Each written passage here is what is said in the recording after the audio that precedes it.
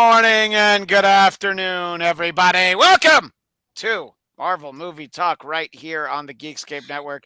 Very excited to be coming to you from the Garden State, New Jersey, where we are deep in the throes of celebrating Hoagie Fest. So please, for those who celebrate, happy Hoagie Fest. Down below, where he can always be found, below deck, the one, the only Michael X. Shirley. Michael, hello, good to see you. Good to see you too. And our own resident outbreak monkey, the patient zero, Eric Connor. I'm glad we don't do this show in studio. How are you feeling, sir? Yes, unfortunately, I'm patient 0.0 today, and Ah, maybe I'll take this off. Hopefully, I don't get anyone else infected. Or if you want me to put it back on, that's fine too. But yes, hello, me and my COVID wish you well.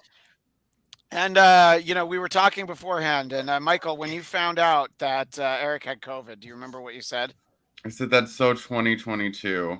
Yeah, but Eric does pride himself in always having the previous season's designs.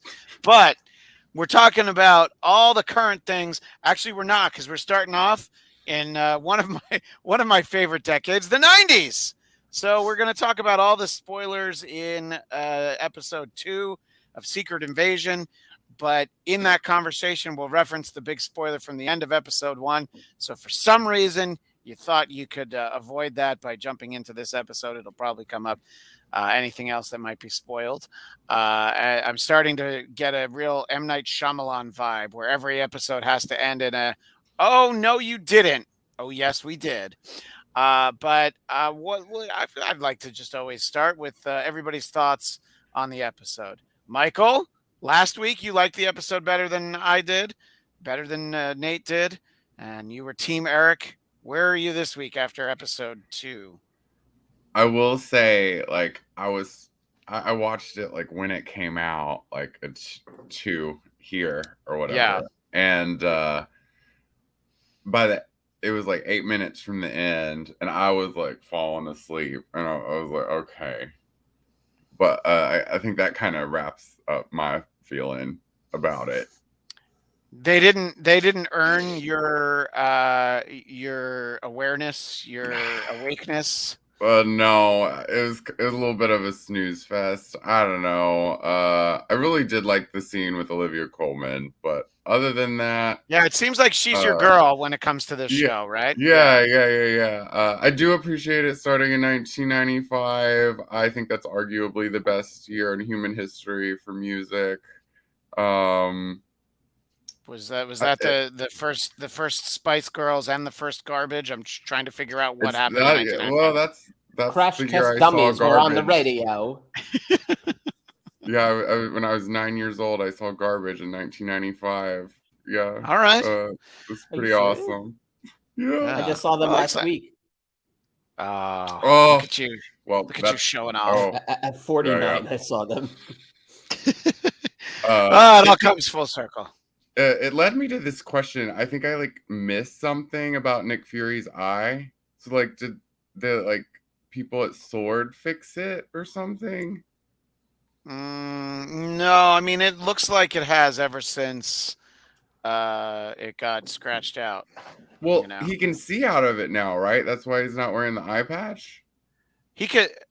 I don't know. I mean, he just stopped wearing the eye patch. I mean, they made a big show of him setting on fire, and it's kind of dead looking, So I don't know. Maybe he's got. I watched it on my smaller TV, so I didn't really get a good look at his dead eye. Well, they fixed it, but it's a different color. So it's like, oh yeah, no, sorry, we're all out of browns. You like blue? They were going for either a David Bowie or Max Scherzer vibe, I guess, is what it was. Or an Australian Shepherd. All these things are possibilities. I think the story for me continues to be mostly interesting. It's moving along, but I mean, at least last week some stuff blew up. But if you like watching digits extracted by classically trained members of the Royal Shakespeare Company, then this at least had one scene for you. Eric, your thoughts on this episode? I realized that I actually recently bought this for my kids. It is a Mace all- Windu drink featuring Samuel L. Jackson. I left the price tag on, but look at his eyes are sort of like oddly dead in this as well. So, I saw this and I literally stood looking at those eyes for 30 seconds. I'm like, I think I need to buy this. So I want his to take eyes a Sharpie to that. You want to draw an eye patch on it, Michael? I want to draw some cat scratches. Cat scratches in color blue. Cat scratch fever. Anyway, Eric, go ahead. What did you think of the episode? I was worried we wouldn't name drop that song. I'm agreeing once again. Michael, Shirley, and I have been teamed up. Our cycles have lined up once again. It's the moon. It was a step backwards, this episode for me. I think I was gonna say I think the episode could have been called Plot Mechanics. The episode. Because literally, but could it be plot mechanics with an X on the end, so it was a little bit more hip?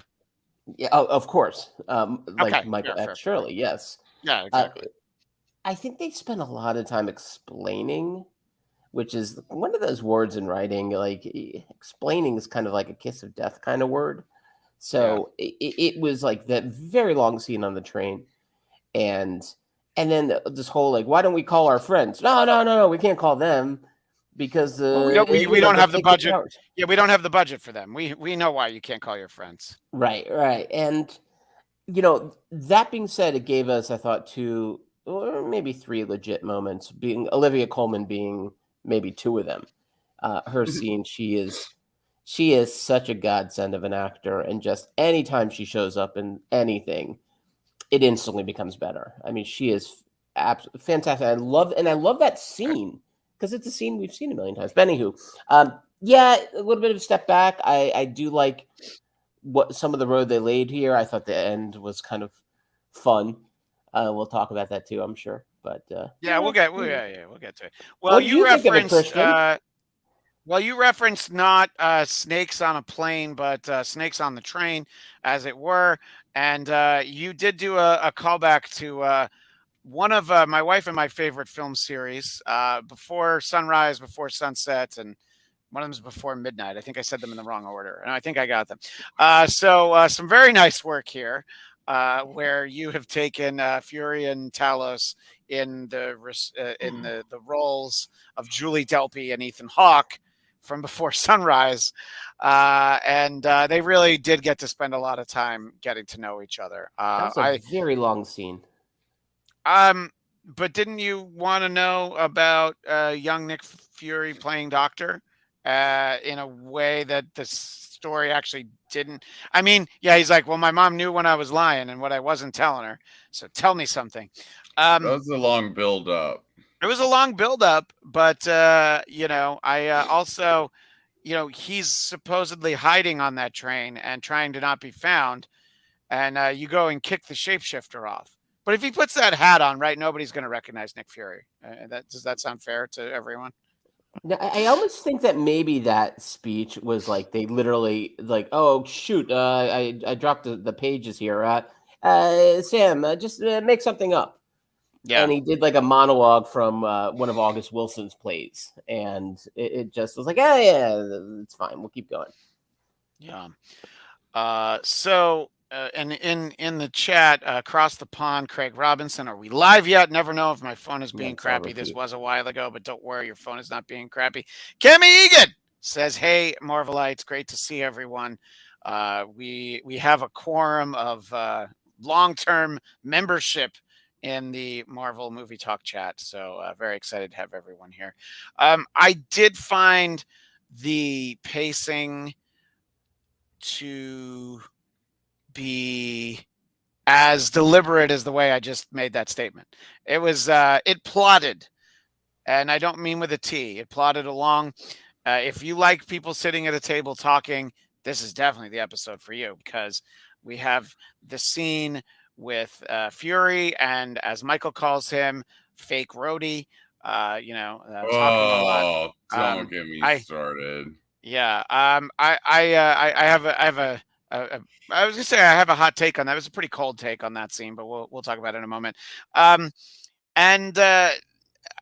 It's a lot of exposition. There needs to be some stuff that happens. We got some backstory they're building up. I'm gonna need something next week. I mean, it does. You don't even have to try and hire like established actors to play superheroes. How about some new superpowered character? Just something, you know. Their plot seems interesting. The plot of the Skrulls. I guess they are trying to devise super Skrulls. When we saw Talus's daughter looking, some of the different species on that, that I don't know what that was, a Commodore 64, but maybe it was like a Commodore 94 because it was a little bit more advanced. You could see some of the species, and they made sure Groot was right at the top. Yeah. Yeah. So some point we're going to get a half squirrel, half tree, half pig. So man, bear, pig. But, there's all these things that we need to see coming forward. Kemi Egan says, I enjoyed this episode more than last week. How many squirrels are living amongst us now? There is definitely one squirrel on the show. But we're not going to tell you which one it is. You're going to just have to guess week to week. And by the way, every week it is not going to be the same one of us that's a Skrull. Kame Egan with a theory here. Rhodey is definitely a Skrull. I was wondering that maybe. It is entirely possible. It's the Skrull they could afford. So. Yeah. It's not the Skrull we need. It's the Skrull we deserve. It's the Skrull we can afford. Yeah, it's the Skrull we can afford. Yeah.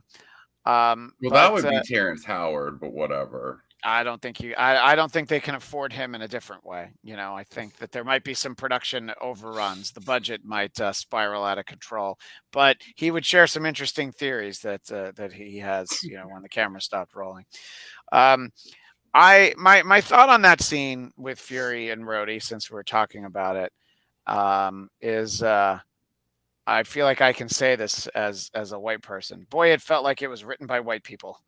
And, it was just like the idea that Rhodey's a Skrull makes it a little bit better. But here's my real question about that scene. Remember how it ends and Rhodey's like, you're being escorted to the airport? Oh, yeah. And then he's just sitting on a bench outside afterwards. Oh, for me, the punctuation was, when I'm out, I'm always in. Wow. I cracked up when he said that. It was just very Snakes on a Plane. Yeah. Oh yeah, no, I mean, yeah. I believe I referenced last week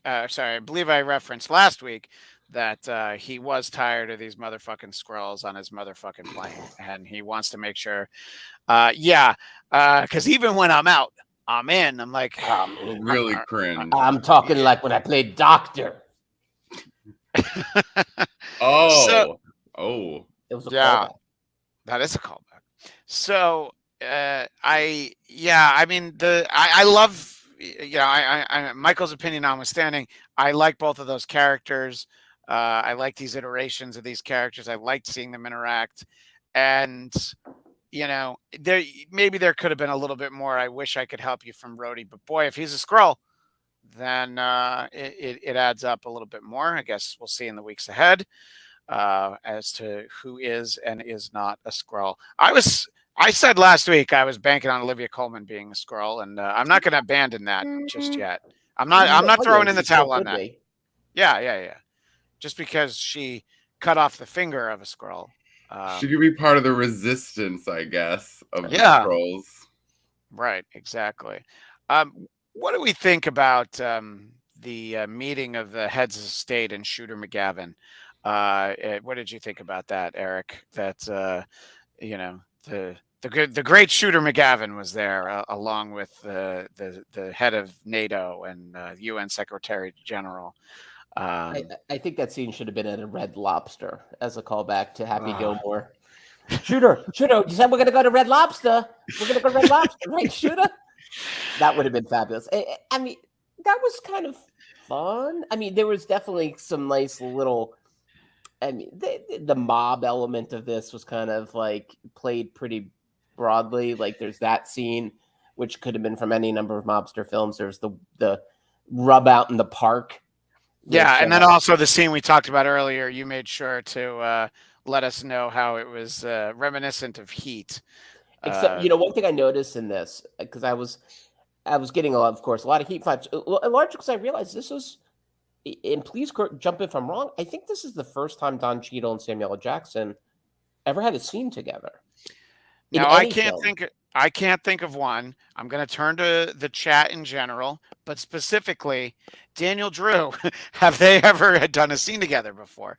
Maybe they've like talked on comms when Rhodey's in the suit, Yeah, yeah, but yeah. I don't remember seeing them together. Let us know if anybody remembers seeing them. Y- It's certainly, if they have done it before, it's not many times. Yeah.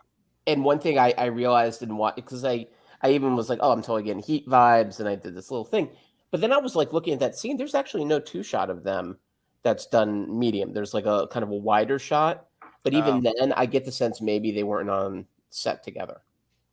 yeah. Well, Yeah, they could have had very different availability production wise. I suppose sure. that's possible. Yeah. And so yeah, no, I think that Okay. moment, but in some ways though, it was. I realized, like, again, the things we take for granted with these shows.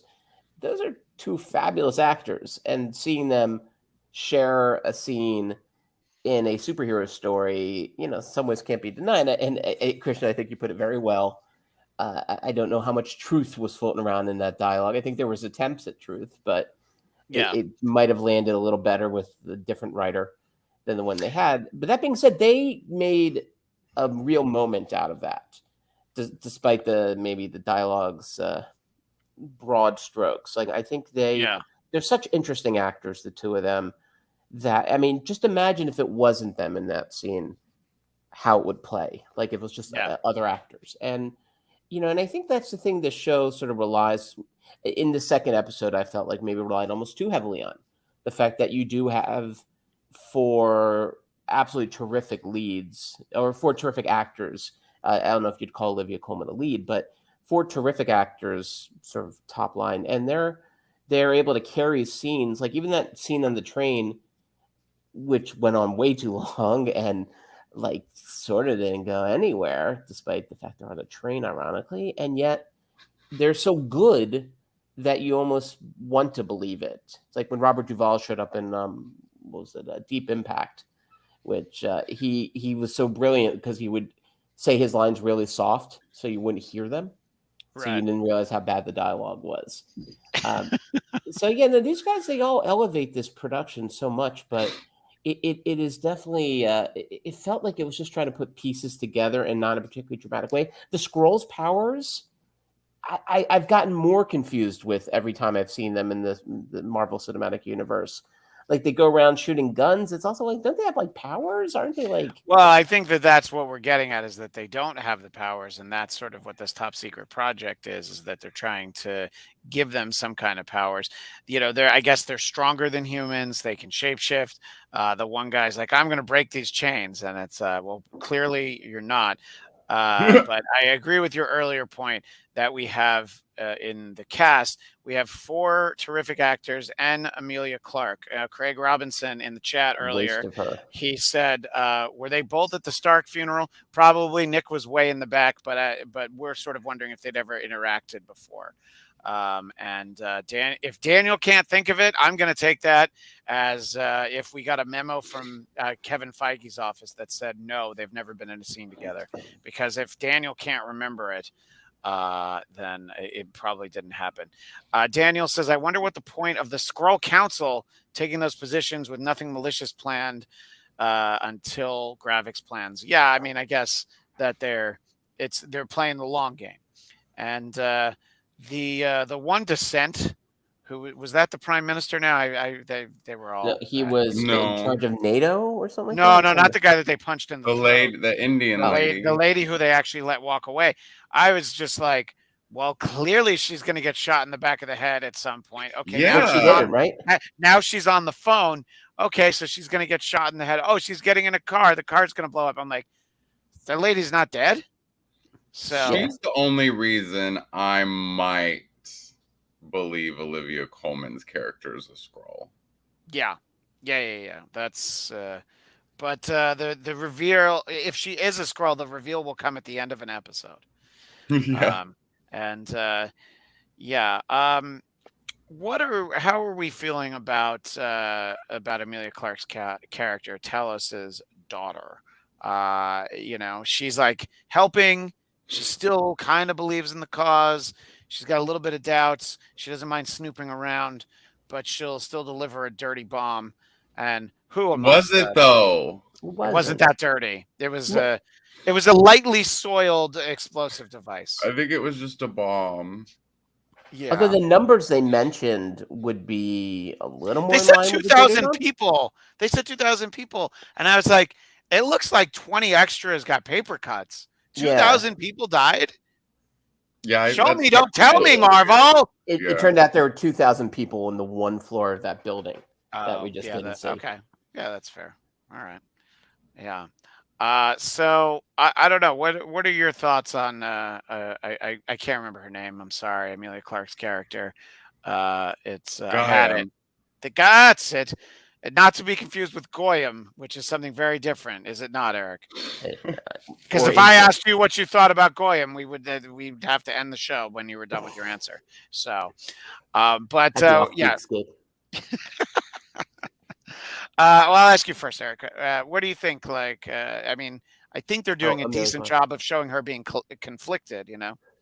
I'm so underwhelmed by her, and to the point where I have to tell you, and Michael, last time I think you were talking about her hair, like I mean, I oh, believe don't you- I was the one who oh, criticized I'm her hair. sorry, Thank you. Kristen. What? It's not enough. It's called Blackcast. Yeah, that they I mean, kind not of this, everything. not this show, not this show. Oh, that's true. Blackcast is dead. Long live the geek. Yeah, long and short, Brought to you by she's a- Hoagie Fest. Whoa. What they say? What do the kids say? This or whatever. Yeah. Anyway. So, it's a waste. I mean, like she's a legit actor, and I've never to seen the it, point- but I'm told she's a legit actor. Yes. I mean, Game of Thrones, she was good in that, and but she doesn't even look like herself in this. And they've given her so little in this episode in particular. I mean, like nothing to work with. Yeah. It felt like she just was kind of sitting there in the car waiting, and I'm going to get out of the car and start speaking. Shoot this guy in the head if I don't show up. Yeah, You know, it that just sort of thing, yeah. what I mean, like I'm sure her character will pop a little bit more later because I don't know why she would have signed on to this. She has options. I mean, she's still getting some pretty legit roles, so I'm left befuddled and bereft about her. Yeah, as they would well, say. she has always been able to inject life into franchises, including Star Wars, Terminator, and I mean, when she arrives on the scene, so I'm sure she's doing the same thing for Marvel. Talking about Gaia, Kame Egan says she doesn't have enough lines or interaction with Fury or the rest of the Skrull faction yet. I like her and hope she'll be a main character in the next episode. As Madonna asked us all to do, I've opened my heart to her, and she has not come inside yet. She's not worked her way back to me, as Frankie Valli would say. Michael, what are your thoughts other than the questionable hairstylings of a creature who can shapeshift to look any way they want? I think she's a crappy franchise girl.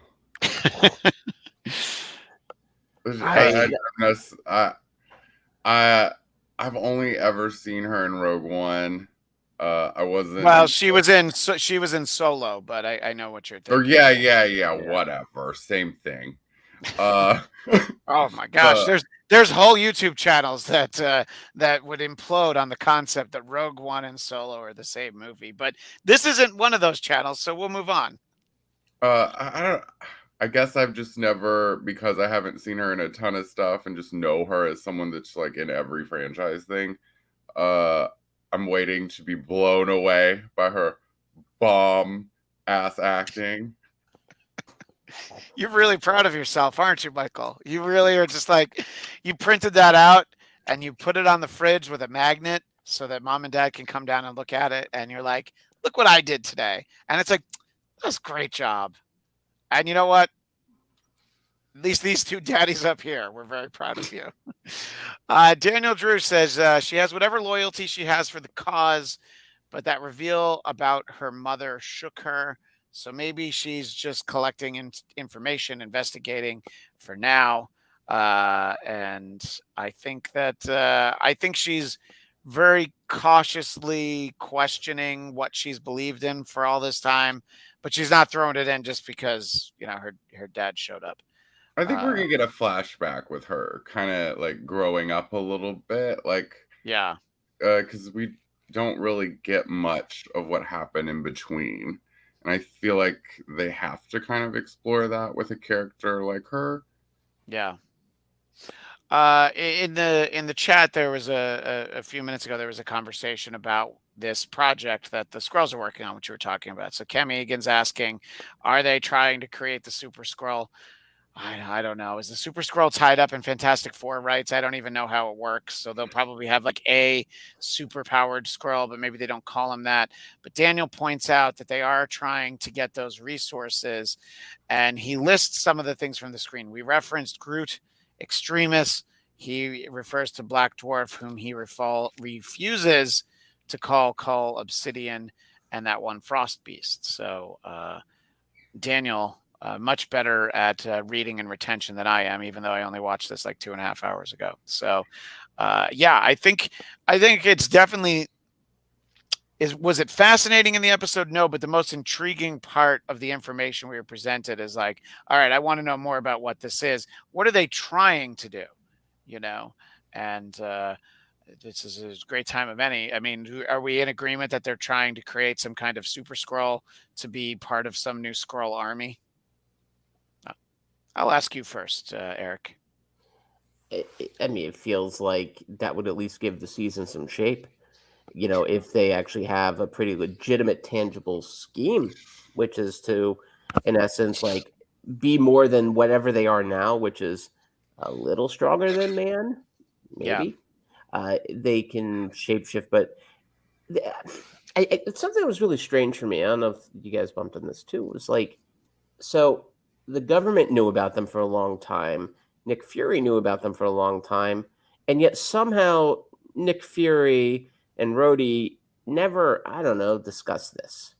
yeah. It it Well, it, it was just one of those things that, and again, because this was plot mechanics with the X episode, like it was just one of those, like, explaining away a big plot hole with one sentence that yeah, just didn't really explain anything away. If anything, it made the plot hole, for me, seem larger. It became like a sinkhole, if you will. Like it just the logic of the good guys here, it doesn't really feel very logical, and the lack of communication. I always get annoyed with that in writing when something could have been addressed and probably resolved with a single line of dialogue at some point, and it never was. So the idea of the Super Scroll is exciting. The idea that maybe, gosh, I hope beyond hope that we get one of the A-lister superheroes showing up and it turns out they're a scroll. That would be a mic drop kind of moment, but I don't think we're getting that. I mean, unless it becomes Secret Invasion, unless the, I don't know, maybe the Armor Wars movie is that. yeah. Mm-hmm. That's true. Yeah, and I guess the argument will be if that isn't Rhodey and that's just a Skrull, then maybe Rhodey actually doesn't know about the Skrulls, which would actually make sense. But a Skrull And knows about Skrulls, so knows right. to talk the And a talk. scroll in an Iron Man costume? Okay, that would be interesting. Yeah, yeah. I mean, and Daniel Drew is theorizing that they would probably have one power per Skrull. Which, yeah, I mean, I think that the Super Skrull is the exception, not the rule. What? Oh, sorry. So Daniel Drew also points out, and I'm realizing that I need to double click on these comments on this page as opposed to my own because I'm like, why isn't it up? Oh, because I have to double click. Fury isn't great with communication. When he isn't in space hiding from the world for years, he did spend a lot of time in hiding. I mean, clearly, we're going to need to know more whether we see Carol or not. I would expect not. We need to know, like, okay, what kind of progress did they make or not make in an attempt to get the Skrulls their own homeworld? Michael, I feel like they sold the Skrulls a bill of goods that they did not deliver. You do some spying for us because I'm going to be too busy to spy. We're going to go. Look how far out into space she can go. She's going to find somewhere for you. And our bad. We didn't find anybody. So sorry, but thanks for working. Does that seem like a decent job of encapsulating what happened here, Michael? Yeah, but I don't. They're wanting like this whole new planet that's never been discovered, all for themselves, and they're like, we want it in 25 years. Like, what? It's like, it might take a while. I don't know. I kind of want Captain Marvel's got to be up to something good because she's just busy, busy, busy, busy, busy all the time, and I want to know what she's doing. Yeah, They explained that. Remember in the second event in Endgame, Endgame. Yeah, there's a I bunch of remember other worlds that popping don't in have. on the comms or whatever. yeah, Yeah, yeah. Well, that'd be yeah. funny if they There's. actually had a line where she goes, "Oh, so Carol, how the Scroll Planet how's that coming along?" It's like, oh, shit, I'm so sorry. Yeah, I really I'll get thought right on it. I really thought I'd crossed everything off my to-do list. You know what? Color me embarrassed. I don't know. Right now I'm gonna go get to that. So the member of the Scroll Council that they let walk away kind of made the good point that perhaps we'll see reflected in future episodes, which is, that they lost the war not because they were willing to fight, but maybe because they were too willing to fight. And everybody's like, yeah, all right, that's enough. We're gonna go fight, right? And I guess we'll see. Do you feel like Gravik suspects Gaia because he does keep for somebody that he keeps really close to him? He really keeps her out of the loop on almost everything. Really, he doesn't. Yeah, he has a lot of conversations, off to the side and wait in the car, shoot that guy in the head if I don't come out, and all that. What do you think? Do you think he suspects her at all, Michael? I don't think I think because of who her father is, he's never going to Sure. fully trust who she is. I don't. I just don't feel like we really know enough about these characters to really speculate too much. I don't know. Um, I don't know. It's not feeling like a superhero show to me right now. Boy, ain't that the truth? Daniel says it's a bit odd that she couldn't find them a planet in all this time, or even a few years after 1997. Now, remember, probably right around then, Carol was like with the rest of us, just so worried about Y2K that she probably lost a few years in looking for a Squirrel home world. She really thought she was going to lose all of her emails. Like, every single Napster and Kazaa file was going to be corrupted because they would have thought that it was 1900. I know where she's coming from, all right? I lived it. But it is a good point. It's a lot of time. And you'd feel like they Well, could have, I don't know, come on.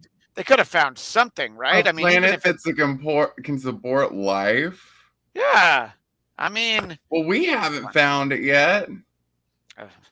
But we amen. don't fly at the speed of light or whatever. I mean, Speak for yourself. She's got to sleep. She's got to find a place to rest her head. Yeah, that's true. I don't know. I think that sounds like more of a work for like a Picard, like people on like a spaceship, like not one little woman flying around the universe. I don't know. I think that's a lot to ask of Carol. I mean, she just got to find a pilot. Yeah, I mean, sorry, she has to find a planet. She doesn't have to actually, build the cities and everything. She could be No, like, yeah, this one's fine. yeah, like Michael. It's flying funny to you. other galaxies. Girls I gotta mean, sleep. they make it look like it's really easy for her, I So guess. which is it? Is she like one of the most powerful beings that's ever been created, or does she need a nap every few hours? Maybe it's a real estate market thing. Maybe she put out bids and she got outbid in this kind Yeah. of housing crunch of 1997. I mean, we don't know. Yeah. It's funny you brought up Star Trek though, Michael, because there was it the Star Trek reboot when they brought back Spock and they had this whole explanation that like Spock found this way to cure this dying planet and he flew it back there, but he got there too late. And so Yes. that means the guy is hell bent on a very specific revenge Yes. involving going back in time to grab Spock. And Yes. it's just one of those like the broken promise at the center of a villain's logic to me is it Look, tends to be a little shaky. what I've learned from all the movies I've seen him in, you don't want to cross Eric Bana because he will come looking for you, and that's what happened in that Star Trek reboot. All right, well let's talk about the big ending. We see a Skrull lady who knows her way around the kitchen, and then Fury just lets himself into the house after he inexplicably got away from the Secret Service and sat on a bench. Still something that Wheezing, mind you. It wasn't like he ran yeah, away. He yeah, went and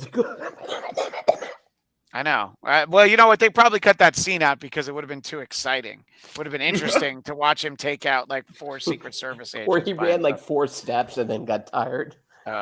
Yeah, that might be a little bit more likely. That's fair. It could have definitely been that. But and then the reveal that Fury's gotta put the old wedding ring back on, and so my first question to you, Michael, does he know he's married to a squirrel, or is that something they told us, and he just thinks he's married to a lady? What do you think, Michael? I think that he knows he's married to a Skrull because if not, he probably wouldn't take the wedding ring off. It's easier to like not talk about her because she comes with her own set of baggage. I mean, I can't imagine him being on the down low. So it's kind of like I mean, I guess I guess I could see him wanting to protect a human wife and just leaving her out of it, but to leave and be gone for so long and have a human wife, I don't know, that doesn't quite jive with me. Right. No, I agree with that, but I wanted to sort of see what you both thought. What do you feel like, Eric? Do you feel like he knows that he's cohabitating with a shapeshifter, which is my favorite John Lovitz movie. My wife is a cohabitating shapeshifter. uh, yeah, I think that made $25 in the theaters opening weekend. Yeah, I think I think he knows. I mean, because his knowing she's a scroll would kind of explain a couple of his actions along the way, including his disappearance, including his time spent on the ship. So yeah, no, I think he knows. And if you saw Christian, I did notice the artwork when he first walked in, and I had so many thoughts for some reason about that. Yes, I'm glad you reminded me of that because I wasn't like looking down away from the phone or anything, but it just didn't register with me, and I know that you're Eagle Eye Connor. That's what we call you around here. You caught some of this. So, what are your thoughts for our visual audience? What are your thoughts on the Where, artwork, and maybe for, describe it a little bit for our audio audience? Yeah. attention, wireless listener. Yeah, this is basically it's actually a series of pieces from Matisse, but at first glance, and once it turns out she's a scroll and they're together, I actually for a second like, is that Alien Kama Sutra? And then I got really deep into thoughts. It was 2 a.m. I'm COVID brained, and then I started thinking about like, okay, alien sex. Like, if he knew, if he didn't know, what happens there? How do they have sex differently? I was thinking about Cocoon when Steve With Wilford Guttenberg Brimley? had sex. Yeah. Yes, Wilford Brimley, who was 41, I think, when he filmed that. And Yeah. and so, like, I had so many questions, but yes, this is actually the work of Matisse. Look at that Okay. booty on the left. Or is Yeah. it booty? I hope if it's not booty, then someone's got a real problem with their scrotum. Oh my goodness, Eric, I wasn't ready for that kind of talk this early in the morning or afternoon, depending on where someone lives.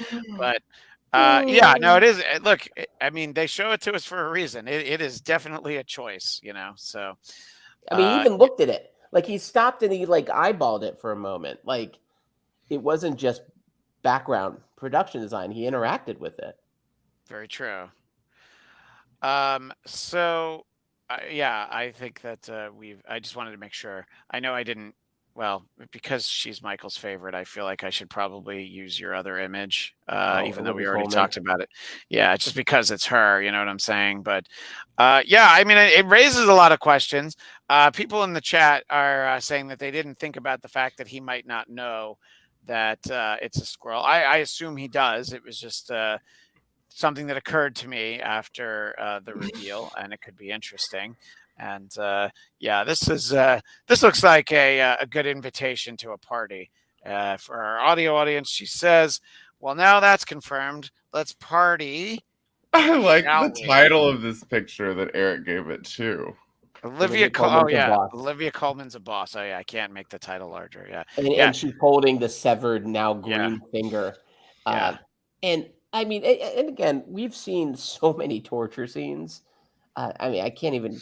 The show 24 had like 2 a week for all 7, 8 seasons. Look, But I was we're worried doing about something how new. poor Elisha Cuthbert was hiding from a mountain lion for like 4 weeks of real time, and The bear you know, trap. yeah, That's and I'm so glad that that she was safe and all that. Anyway, yeah, I think yeah, Daniel says that his wife is there in the flashbacks, you know, in the flashbacks Yeah, to the she was. 90s, which is you know, remembering the 90s is very much in vogue. I hear tell there's a YouTube show that will be all the rage with Cardiff Electric and Bedabbler trying to remember the 90s. So keep an eye out there for that. Daniel Drew, the way they change biologically until changed back, sex would be the normal human way, I assume. And Not if I you brought do, that not if you comment do up. it right. Oh, I'm on the road. I don't have my bell. You would have gotten a bell for that. I'm so sorry. I don't have one. But I will raise this decorative salt shaker to you instead in lieu of a bell. Yeah. So anyway, I think it's you know, look, there's definitely some interesting things happening here. I wish that there were more interesting things happening live, and I'm reserving judgment until the series really picks it up, and especially, you know, when we're at the end of episode 6, we can look back and we can talk about the pacing. It's tough when these are week to week. I know we're all spoiled by, you know, it would have been really easy if all 6 of these were already there a couple weeks ago, but it would be less fun to be able to do shows like this if we did it in that manner. So you know, I'm interested.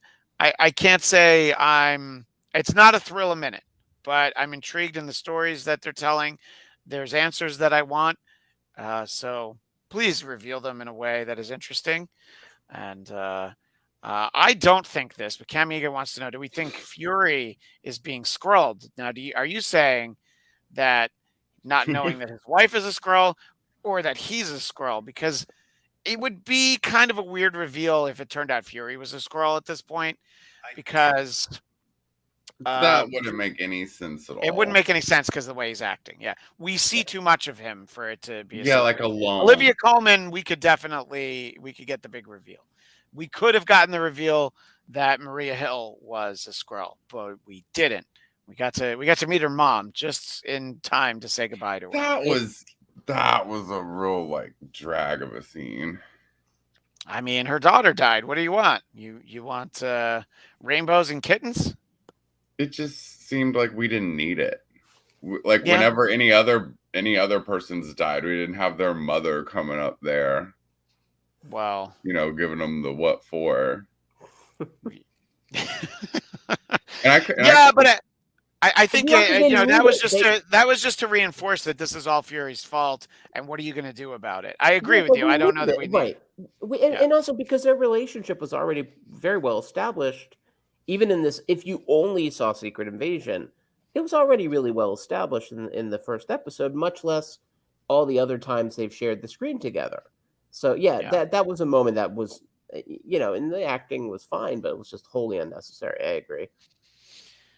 Yeah. Well, as always, all we could do is wait for next week and see what little morsels they're going to feed to us then.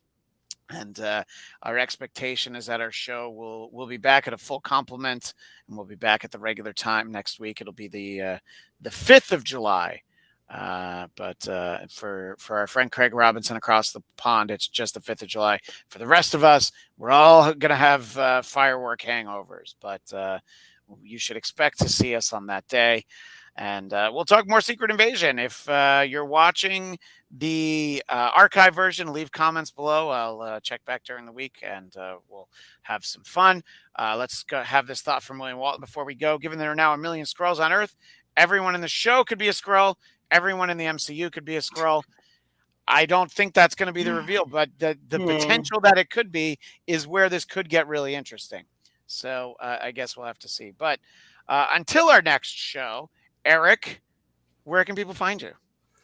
Well, 4th of July, I will be live tweeting about the hot dog eating contest over at Count Eric Connor, Twitter and Instagram, and hanging around Facebook if you dare find me there. Your Joey Chestnut fan page will be in full swing. I won't lie to you. I've watched that pretty much every year for almost 2 decades now. Especially because on the West Coast, it's on at like 9 a.m., so it's very easy. Yeah, and then you wake up. It's the best. And it also means I won't eat. After I watch that, I'm not hungry. Like, I watch it, and then it means I won't become too gluttonous. I disagree. I immediately dip my hot dog bun into some water, and I inhale it in a second. So you and I see the world in completely different ways, but that's why the show works. Michael, Shirley, where do people find you? You can find me on Instagram at I Hate Michael Shirley, and on Twitter at Michael X Shirley. Thank you, Michael. And of course, as always, I can be found on Twitter and Instagram at ChristianDMZ. You'll find me there, and you can find me as of today, the most current episode of Who Are These Podcasts. It's called Rude Tales of Magic, where we review a comedically improvised role-playing Dungeons and Dragons style game by people with no comedic instincts and very poor improvisational skills. And I chose it, so you're welcome. But of course, we also have the Blackcast. We've posted our Flash episode of the Blackcast. We've posted our Across the Spider-Verse. And as of yet, I have not recorded an episode talking about Jennifer Lawrence's No Hard Feelings. I will not do a whole episode on it, but I enjoyed it. It was fun. It had some good laughs. So if that's all you're looking for at the movies, then there you go. That'll do it. Indiana Jones comes out this weekend, and I think I'm the only one who liked it so far. But go try to have fun. Maybe you'll like it. That's what I say about this show. Try to have fun. Maybe you'll like it. But you can find my personal podcast, Blackcast, on YouTube, BLADTCAST. And speaking of Flash, the most recent episode of the Geekscape Book Club, myself and Garrett Briones talked about Flashpoint, the series, compared it to the movie. Right over here on Geekscape, you'll be able to find it anywhere Geekscape can be found. Daniel Drew, I'm seeing Indiana Jones tomorrow. Of course you are. Daniel sees everything the Thursday it comes out. I love that. I usually go like Friday morning once my kids are at school, but I love seeing stuff right away. And about this show, Kemi Egan says, I was hoping it was 8 episodes to draw out the relationship between Talos, Gaia, and Fury. Kind of hoping for 4 episodes so we can condense that relationship. But I know what you're saying. Can't wait to see where it all goes. But that's all the time we have for now. We'll see you next Wednesday. And as the great Stan Lee would say, Excelsior!